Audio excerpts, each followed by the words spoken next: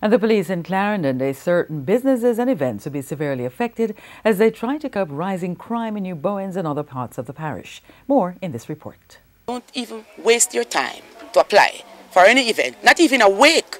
I can give permission for the band to play in certain sections of this parish. A series of murders and shootings in New Bowens, Clarendon, culminating in a triple murder Thursday night, and the police have responded in like manner. I cannot understand when you kill somebody. I must assist the process of dancing and party. We have to take a stand. Commanding Officer Superintendent Vendalyn Cameron Powell says the police will be taking drastic action to help curb crime across the parish. Permits for events will be a no-no because if my citizens are unfriendly, I cannot allow gathering.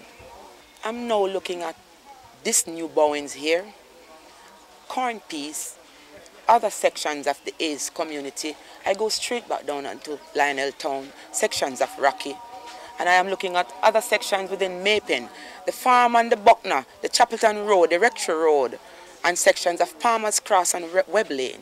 And the police crackdown will also affect certain pastimes or errands to which residents are accustomed. Corner shops at night, there's no provision in the law for that. It's a closing down time and it's a daylight activity for those corner shops.